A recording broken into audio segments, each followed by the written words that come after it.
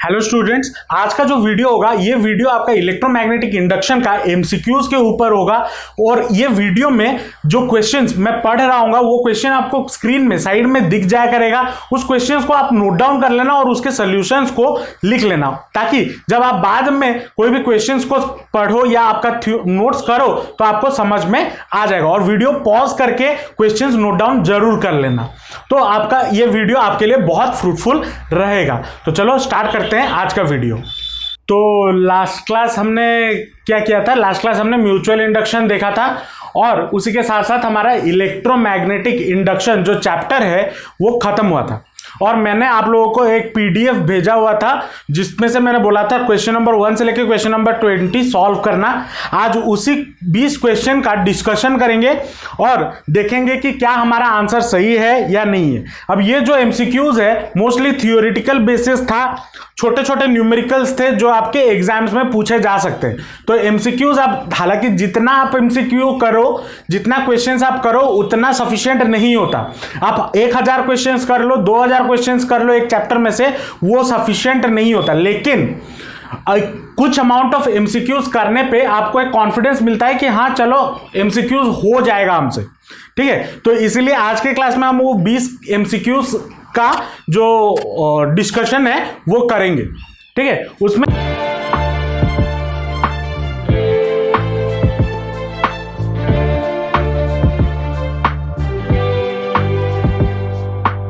पहला क्वेश्चन आपको क्या बोला है? पहला क्वेश्चन बोला है whenever the magnetic flux linked with an electric circuit change an EMF is induced in the circuit, this is called. इसका ऑप्शन क्या होगा? ऑप्शन ए जो कि है इलेक्ट्रोमैग्नेटिक इंडक्शन, ठीक है। इसका आंसर होगा ऑप्शन ए। मैं यहां पे आंसर बताते जाऊंगा, आपने जो किया है उसको टिक करना, जो गलत हुआ होगा उसको क्रॉस करके साइड में सही वाला आंसर लिख लेना, ठीक है। उसके बाद नेक्स्ट क्वेश्चन पे आते हैं। नेक्स्ट क्वेश्चन क्या बोला है? In electromagnetic induction the induced charge is independent of. जो इलेक्ट्रोमैग्नेटिक इंडक्शन है वो जिसमें चार्जेस हमारे इंड्यूस होते हैं वो किससे इंडिपेंडेंट है? ऑप्शन यहां पे क्या गिवन है? Change of flux, time, resistance of the coil और नन ऑफ द अबव। तो इसमें आंसर होगा टाइम। तो क्वेश्चन नंबर 2 का जो ऑप्शन है वो है बी, ठीक है। टाइम से इंडिपेंडेंट होता है जो चार्ज हमारा बनता है। उसके बाद क्वेश्चन नंबर 3 पे आते हैं। क्वेश्चन नंबर 3 क्या बोला है? An induced EMF is produced when a magnet is plunged into a coil. अब प्लंज्ड का मतलब क्या होता है? अगर कॉइल के अंदर मैग्नेट को डाल दिया जाए, ठीक है। The strength of the induced EMF is independent of. Option क्या गिवन है? Strength of the magnet, number of turns, the resistivity of the wire of the coil और speed with which the magnet is moved. अब यहां पे देखो the strength of magnet के strength पे electromagnetic induction जो होता है या जो इंड्यूस्ड ईएमएफ होता है वो डिपेंड करता है। Number of turns of the coil पे, सोलेनॉइड में हमने पढ़ा हुआ है, उस पर भी डिपेंड करता है। और कितने वेलोसिटी से मूव करता है मैग्नेट या कॉइल, उस पर भी डिपेंड करता है। तो इस इधर गिवन में जो 4 ऑप्शन गिवन है, एक ही ऑप्शन है जिस पे वो डिपेंड नहीं करता, जो कि है रेजिस्टिविटी ऑफ द कॉइल। तो क्वेश्चन नंबर 3 का जो ऑप्शन है वो है सी, ठीक है। अब नेक्स्ट क्वेश्चन पे आते हैं। नेक्स्ट क्वेश्चन क्या बोला है? According to Faraday's law of electromagnetic induction, option given है electric field is produced by time varying magnetic flux. Option B में बोला है magnetic field is produced by time varying electric flux. और option C में बोला है magnetic field is associated with a moving charge. और option D बोला है नन ऑफ दिस। तो यहां पे फैराडेज लॉ के हिसाब से क्या होता है? इलेक्ट्रिक फील्ड बनता है और इंड्यूस्ड ईएमएफ बनता है। तो इसका जो ऑप्शन है वो है ऑप्शन ए, 4 का ऑप्शन ए, ठीक है। नेक्स्ट क्वेश्चन पे आते हैं 5th वाले में। क्या बोला है? A coil of insulated wire is connected to a battery. If it is taken to galvanometer, its pointer is deflected because एक कॉइल जो बैटरी से कनेक्टेड है और बोला है अगर इसको हम गैल्वेनोमीटर के पास लेके जाते हैं तो उसका पॉइंटर डिफ्लेक्ट क्यों करता है? क्योंकि उसमें इंड्यूस्ड करंट बनता है, ठीक है। इंड्यूस्ड करंट बनता है। तो ऑप्शन आपका क्या हो जाएगा? Option A. उसके बाद नेक्स्ट क्वेश्चन पे आता है क्वेश्चन नंबर 6। क्या बोला है? The self inductance of A coil is a measure of, self inductance किसका मेजर है? वो इलेक्ट्रिकल। अब देखो इसमें, इस क्वेश्चन में कंफ्यूजन होता है।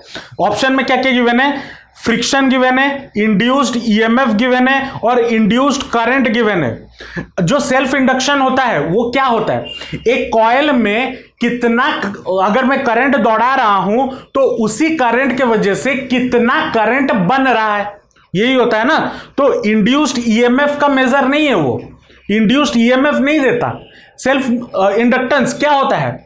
L equal to phi upon I होता है ना, change in flux upon current, जितना करंट उसमें जा रहा है। अब अगर आपको ध्यान में दो, यहां पे गिवन है इलेक्ट्रिकल इनर्शिया। इलेक्ट्रिकल इनर्शिया का मतलब क्या होता है?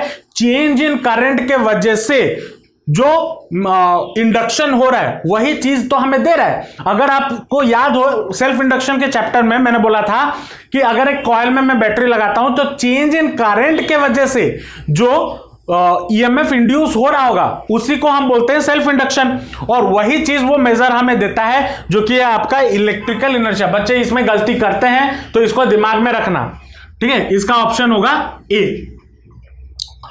उसके बाद नंबर 7 क्या बोला है?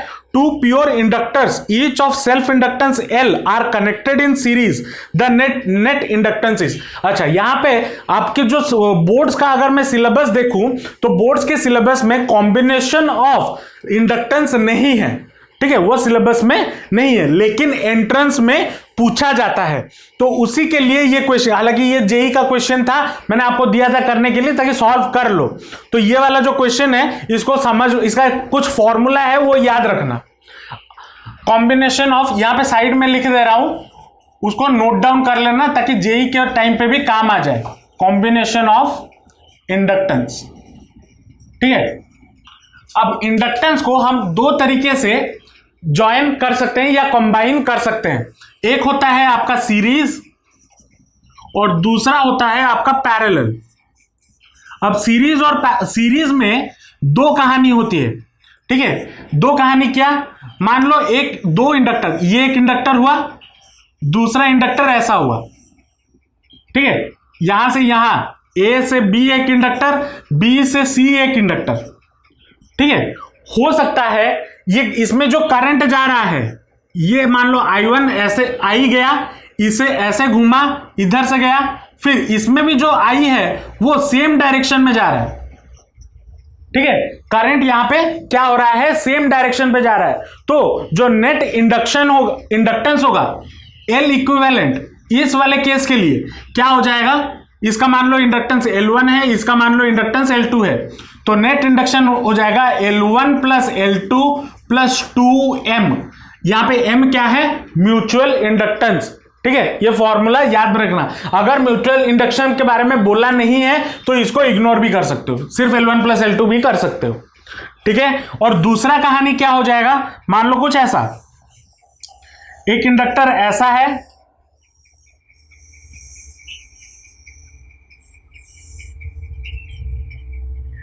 ये देखो ए से लेके बी तक ये एक इंडक्टर हुआ, और बी से लेके सी तक ये भी एक इंडक्टर हुआ।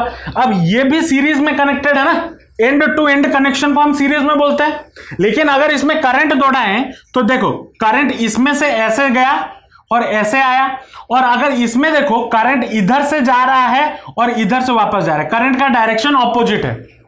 ये वाले क्या है? करंट का direction same, direction of current, direction of current यहां पे सेम है, इज सेम। और इसमें क्या है? दोनों इंडक्टर में करंट का डायरेक्शन जो है वो डिफरेंट है। Direction of current is different. तो इसके लिए जो आपका L इक्विवेलेंट होगा वो आपका क्या हो जाएगा? वही L1 प्लस L2 वो तो होगा, लेकिन यहां पे क्या हो जाएगा? -2M, ठीक है। तो अगर करंट का डायरेक्शन ऑपोजिट है तो -2M, और अगर सेम है तो +2M करना है, ये याद रखना। और बाकी सीरीज के तरह रजिस्टर को जैसे सीरीज में कैसे करते हैं R1 प्लस R2, वैसे ही इंडक्टर को भी L1 प्लस L2 करना होता है, ठीक है। उसके बाद जो दूसरा चीज आता है वो है पैरेलल वाला।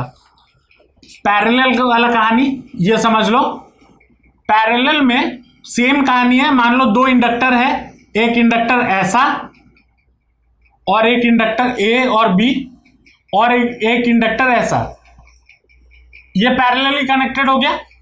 अब इसका जो L इक्विवेलेंट होगा, या 1/L equivalent will be equal to 1/L1 plus 1/L2, ये होगा। ठीक है, मान लो इसका इक्विवेलेंट L1, ये हो गया L2, तो ये होगा 1/L1 प्लस 1/L2। पैरेलल के लिए भी वही है जैसे हम सीरीज के रेजिस्टेंस के लिए करते हैं। अगर इसी कॉन्सेप्ट को सीरीज और कॉम्बिनेशन में देखें तो अब नेक्स्ट वाले क्वेश्चन नंबर 7 में आते हैं। क्या बोला है, two pure inductors each of self inductance L are connected in series, तो उसका नेट इंडक्टेंस क्या होगा, दोनों सीरीज में कनेक्टेड है तो L प्लस L 2L होगा। ठीक है, तो इसका ऑप्शन है बिट बी। ठीक है, उसके बाद क्वेश्चन नंबर 8 में आते हैं। क्या बोला है, a magnet is moved towards a coil quickly bit 1 में और बिट 2 में slowly, then the induced EMF is, bit A में गिवन है larger in case 1, bit B में गिवन है smaller in case 2, bit C में गिवन है equal in both the cases, bit D में गिवन है लार्जर और smaller depending upon the radius of coil. अब वैसा तो कुछ radius of the coil given नहीं है, लेकिन ये गिवन है एक कॉइल में एक मैग्नेट पहले जोर से लिया गया, फिर धीरे से लिया गया। पहले जोर से, वेलोसिटी पहले का ज्यादा था, दूसरे का कम था। तो जिसका हमने ये पढ़ा हुआ है, थ्योरी में पढ़ते वक्त ये समझा है कि जिसका वेलोसिटी ज्यादा होने पे ज्यादा ईएमएफ इंड्यूस होगा। तो यहां पे क्या हो गया, लार्जर इन केस 1, ये ऑप्शन होगा। तो 8 का बिट ए। ठीक है, उसके बाद क्वेश्चन नंबर 9 पे आते हैं। 9 में क्या बोला है, two coils are placed close to each other, the mutual inductance of the pair of coils depends on. Mutual inductance किस पे डिपेंड करता है, ये मैंने लास्ट क्लास पढ़ाते वक्त भी बोला था।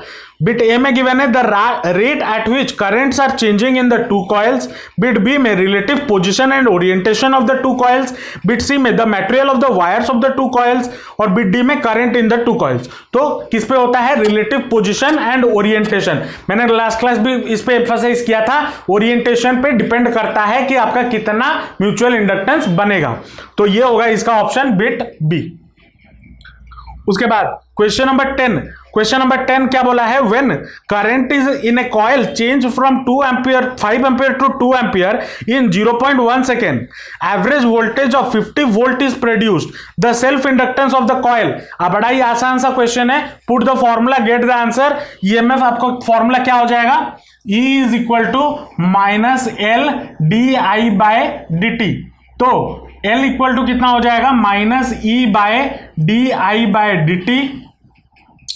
तो ईएमएफ यहां पे 50 बोला है, 50 minus 50 divided by change in current क्या हो रहा है, 5 एम्पियर टू 2 एम्पियर, तो 2 माइनस 5 डिवाइडेड बाय 0.1। इसको अगर आप सॉल्व करते हो तो आपको कितना आंसर मिलेगा, लगभग 1.67 हेनरी। ठीक है, 1.67 हेनरी। तो आपका इसका जो ऑप्शन है क्वेश्चन नंबर 10 का, वो है ऑप्शन नंबर ए। ठीक है, समझ आ रहा है या मैं ही बस बोलते हुए जा रहा हूं। चलो क्वेश्चन नंबर 11 पे आते हैं। क्वेश्चन नंबर 11 क्या बोला है, a coil having 500 square loops of side 10 centimetre is placed normal to the magnetic flux which increases at a rate of 1 tesla per second, the induced EMF is, कितना होगा, पहले ये बताओ कौन सा फॉर्मूला यूज किए हो। चलो यहां पे गिवन क्या क्या है, कॉइल नंबर ऑफ कॉइल्स कितना है, n आपको गिवन है 500। ठीक है, और क्या गिवन है, rate of change of magnetic flux D phi by D T. D phi by D T आपको गिवन है 1 टेस्ला पर सेकेंड। और क्या गिवन है, side of the coil, side of the coil आपको गिवन है 10 centimetre which is equal to 0.1 metre, ये given है। अच्छा यहां पे पूछा क्या है, पूछा है induced EMF. E equal to formula क्या होता है, N A D phi by D T, ये फॉर्मूला होता है या नहीं होता, होता है। अगर याद करो हम या फिर ईएमएफ जो, अच्छा यहां पे कंफ्यूज हो रहे होगे, ईएमएफ का जो फॉर्मूला था वो क्या था, NAB था, NAB था ना। अब B को मैं क्या लिख सकता हूं, B क्या होता है, change in flux, rate of change of flux. तो ईएमएफ मेरा क्या हो जाएगा, NAD∅dt, ये फॉर्मूला आ जाएगा, आएगा। अब यहां पे सारा चीजें गिवन है, N गिवन है 500, एरिया आज बिकॉज स्क्वायर है तो स्क्वायर के लिए क्या हो जाएगा, स्क्वायर ऑफ एरिया का स्क्वायर क्या होता है, सॉरी एरिया का स्क्वायर बोल रहा हूं, स्क्वायर का एरिया कितना हो जाएगा 0.1 इंटू 0.1 साइड का स्क्वायर इंटू फ्लक्स कितना गिवन है 1, तो ये कितना हो जाएगा 5 हो जाएगा, 5 वोल्ट होगा या नहीं होगा। तो यहां पे ऑप्शन हमारा कितना हो जाएगा, बिट डी। ठीक है, ये भी ऐसे छोटे छोटे क्वेश्चंस पूछे जाते हैं, हो सकता है पूछ भी ले आपके बोर्ड्स में। ठीक है, तो फॉर्मूला दिमाग में रखना है, कोई बड़ा चीज नहीं है, बस एक छोटे से चीज को ऐसे घुमा के लैंग्वेज में दे दिया कि बच्चे कंफ्यूज हो जाएंगे। ठीक है, और ऐसे ही एमसीक्यूज में किया जाता है। चलो नेक्स्ट क्वेश्चन पे आते हैं, क्वेश्चन नंबर 12। क्या बोला है, a coil of 100 turns carries a current of 5 milli ampere and creates a magnetic flux of 10 to the power -5 weber. The inductance is, N given है 100, कैरीज ए करंट आई आपको given है 5 milli ampere which is equal to 5 × 10 to the power -3 ampere. और क्या given है, creates a magnetic flux, phi आपको given है 10 to the power -5 weber. और पूछा है इंडक्टेंस एल निकालने के लिए, एल इक्वल टू क्या फॉर्मूला होता है, फ्लक्स अपॉन करंट, ये होता है ना, फ्लक्स अपॉन करंट होता है। अब देखो यहां पे देखो फ्लक्स यहां पे 10 to the power -5 weber given है, और क्वेश्चन अगर ध्यान से पढ़ो यहां पे बोला है एक coil of 100 turns carries a current of 5 ampere. मतलब इसका अगर डायग्रामेटिकली मैं बताऊं, ये मान लो 500 करंट है, तो इसमें से टोटल करंट कितना पास कर रहा होगा, 5 मिली एम्पियर कर रहा होगा। तो मतलब एक टर्न में कितना करंट जा रहा है, 5 मिली एम्पियर करंट जा रहा है। तो टोटल 100 कॉइल में कितना करंट जाएगा, तो net current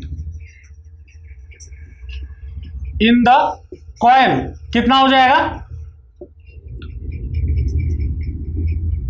5 × 10 to the power -3 × 100, ये होगा, that will be equal to कितना हो जाएगा, 5 × 10 to the power -1 होगा, या फिर 0.5 एम्पियर का करंट टोटल कॉइल में।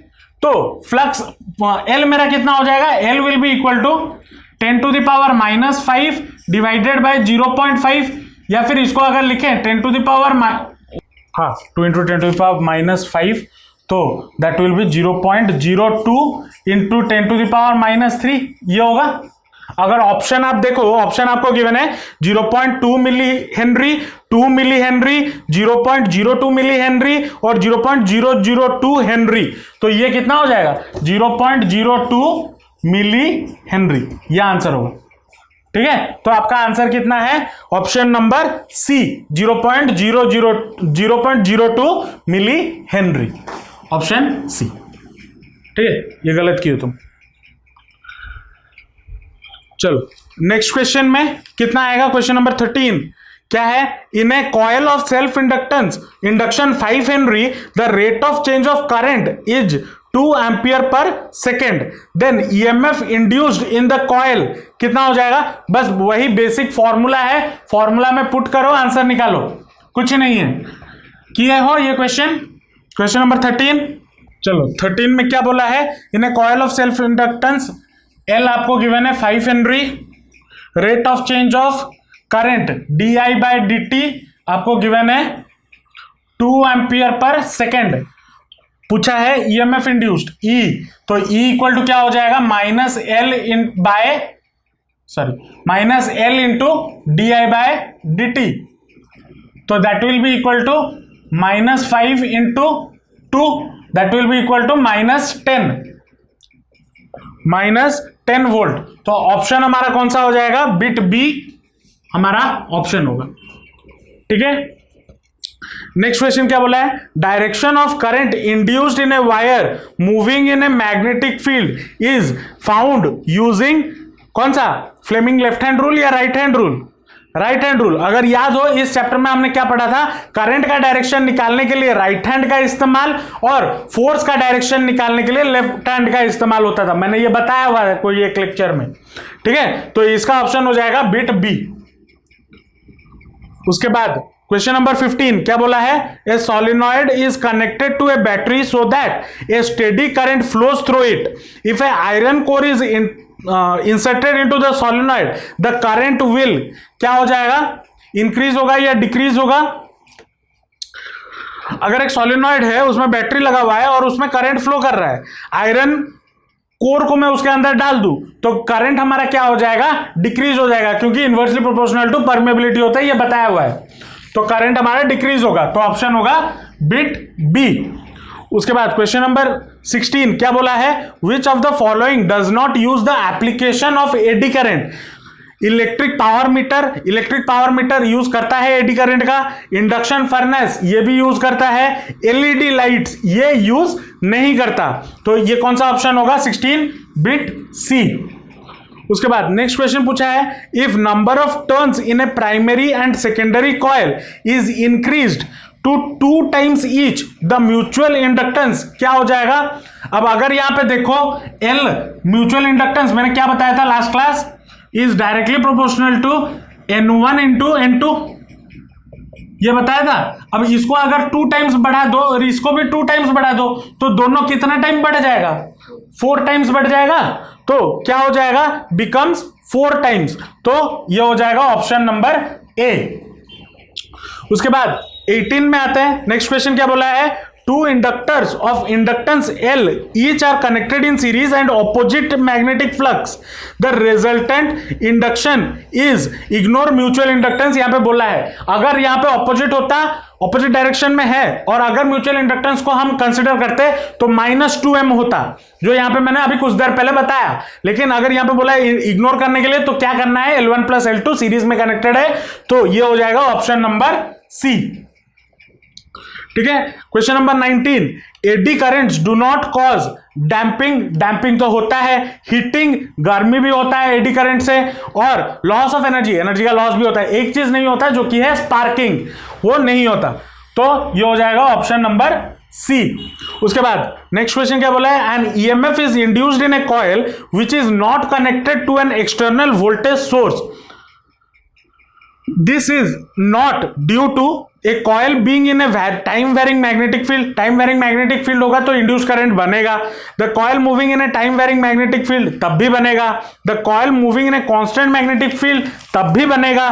लेकिन एक चीज में नहीं बनेगा, कॉयल अगर स्टेशनरी हो और जो एक्सटर्नल मैग्नेटिक फील्ड है वो वैरी कर रहा हो, जो कि ऑप्शन नंबर डी है आपका। The coil is stationary in the external specially varying magnetic field which does not change with time. तो इसका हो जाएगा ऑप्शन नंबर डी। ठीक है, बड़ा ही आसान सा एमसीक्यू का एक सीरीज गिवन दिया था।